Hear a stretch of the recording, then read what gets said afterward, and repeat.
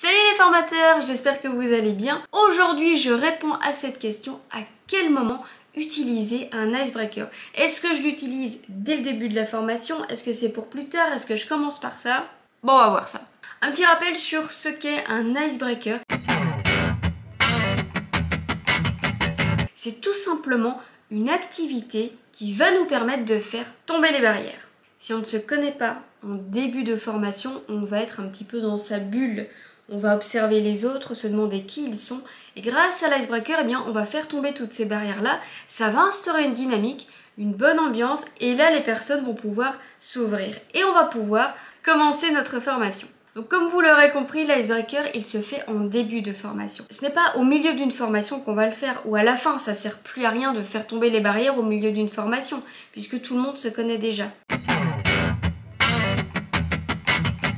Néanmoins, la question elle est intéressante parce que est-ce que je commence tout de suite par ça ou est-ce que je fais quand même une petite présentation pour voir où on en est? Eh bien en fait, je pense que les deux se font. Je peux tout à fait démarrer ma formation par un icebreaker, je n'explique rien. Mais, évidemment, il y a quand même une petite phase d'accueil, hein. Bonjour, asseyez-vous, bienvenue. Mais je ne dis rien d'autre et je fais participer tout de suite à une activité. Ça c'est très intéressant parce que les personnes ne se connaissent pas, elles ne savent pas où on est, qu'est-ce qui se passe, on est en phase d'observation et on les met tout de suite en action. Là, je peux vous dire que ça a son petit effet. Après cet icebreaker, on va débriefer et puis bien sûr, on va introduire la formation. Là, l'idéal évidemment, c'est que l'icebreaker ait un lien avec la formation. Par exemple, c'est une formation sur la communication. Je commence ma formation avec un icebreaker comme le Marshmallow Challenge. Donc là, je leur demande de construire la tour la plus haute avec des spaghettis, des marshmallows et ils vont construire ça en équipe, en petits groupes. Et après cette activité, on va pouvoir débriefer qu'est-ce qui s'est passé. Et j'introduis petit à petit mon sujet de communication. Et tout de suite, on va avoir des réflexions qui vont commencer, des questions. On entre en fait dans le vif du sujet, sans l'avoir évoqué. Ça, c'est une très bonne combine. Maintenant, il est tout à fait possible d'utiliser d'autres icebreakers qui n'ont pas du tout de lien avec la formation. Et là, je préconise plutôt de faire une phase d'accueil, bien sûr, d'expliquer l'objectif de la formation, pourquoi on est là, le contexte, et puis on va pouvoir aller vers cet icebreaker. Si vous avez déjà fait un tour de table des présentations, qui êtes-vous, d'où venez-vous, qu'est-ce que vous êtes venu chercher, votre icebreaker qui passera après, il est totalement inutile. Il faut qu'il soit avant les présentations, ou faire une activité de présentation. Mais l'icebreaker, il est là pour faire tomber les barrières. Donc si vous le faites plus tard après les présentations, il ne sert plus à rien, il joue plus son rôle puisque vous avez déjà fait tomber les barrières en vous présentant. Et au milieu d'une formation, comme je l'ai dit tout à l'heure, ça ne sert à rien. En revanche, ce qu'on va utiliser au milieu d'une formation pour remettre de l'énergie, c'est un energizer. Et plus un icebreaker. Attention aussi aux mots qu'on va utiliser pour des activités. Quand on parle d'icebreaker, c'est bien pour un début de formation pour faire tomber les barrières. Il existe d'autres activités comme l'energizer, comme le warm-up, que j'ai pu évoquer dans une autre vidéo, mais ce sont des autres sujets. Ok? Est-ce que je commence l'icebreaker quand tout le monde est là? Ça faisait partie de la question. Eh bien, oui, je vais attendre que tous mes participants soient présents pour démarrer cet icebreaker. Ça fait partie de ma formation. Tout ce qui se fait en dehors, donc les échanges avant de démarrer la formation, des personnes qui se sont connectées avant si on est à distance, qui sont entrées dans la salle de formation si on est en présentiel, là on va échanger sur des sujets assez légers, on peut rassurer, on commence à parler un petit peu de la formation, enfin pour moi là tout dépend, là évidemment c'est libre en fonction des personnes qui sont là. Et moi j'ai plutôt envie de les suivre sur les sujets qu'elles vont avoir. Mais je ne vais pas démarrer un icebreaker avant que tout le monde soit présent. Je le ferai pas parce que, ok, ça fait tomber les barrières, mais ça ne servira qu'aux personnes qui étaient avec vous à ce moment-là. Si j'ai 2-3 personnes avec qui on a pu faire un icebreaker, imaginez toutes les personnes qui vont arriver après, il va y avoir d'un coup un côté très formel parce que vous allez démarrer votre formation et vous allez avoir des liens avec les personnes qui étaient juste avant vous, avec qui vous avez fait l'icebreaker, mais il y a d'autres personnes qui vont être plus en froid, qui vont se dire mais comment ça se fait qu'il y a une connivence entre ces participants et le formateur et pas avec moi? Pour moi non, je ne ferai pas d'icebreaker avant de démarrer la formation, ça non.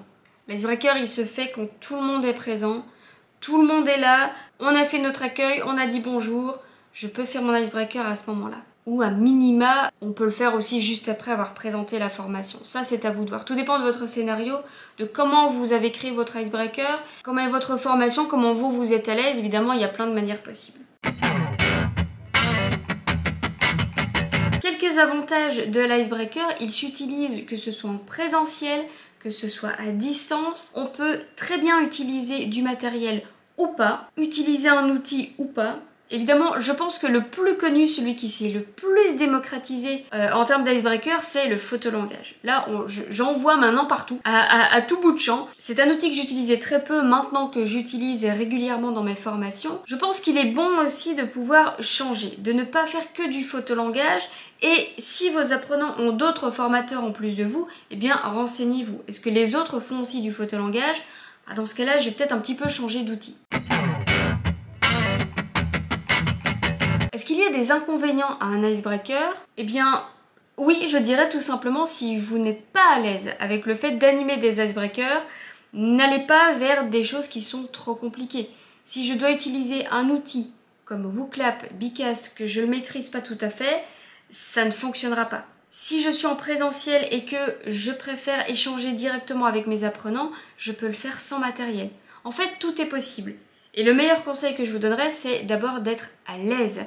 Si vous êtes à l'aise avec vos outils, si vous êtes à l'aise sans outils, simplement en échangeant, eh bien ça fonctionne très bien.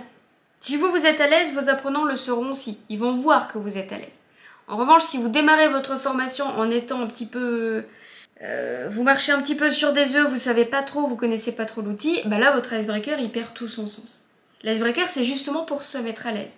Donc autant utiliser un outil avec lequel on est à l'aise. Par exemple la ronde des signes qui est un icebreaker qui fonctionne très bien, que ce soit pour le formateur pour le mettre à l'aise, mais aussi pour ses apprenants. Il fonctionne très bien en présentiel ou à distance. À distance, j'aime bien aussi utiliser le portrait de famille, où on va avoir une fresque en fait de toutes les personnes qui sont là, et on peut utiliser des outils comme Klaxoon, comme un whiteboard sur Jamboard par exemple. N'importe quel tableau blanc fera l'affaire à partir du moment où on peut intégrer des images. Donc ça fonctionne. J'espère avoir répondu à ta question, merci de l'avoir posée. Pour découvrir d'autres icebreakers, n'hésitez pas à aller sur la playlist des jeux pédagogiques où je montre plein d'icebreakers différents, plein de jeux différents et bien entendu le calendrier de l'Avent est disponible. Vous y retrouvez 24 jeux brise-glace, donc 24 icebreakers que l'on peut animer soit à distance, soit en présentiel.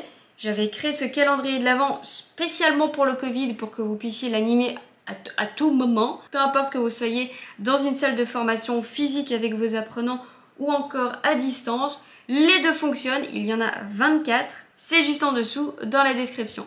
Merci d'avoir suivi cette vidéo, abonnez-vous à la chaîne et puis je vous retrouve la semaine prochaine.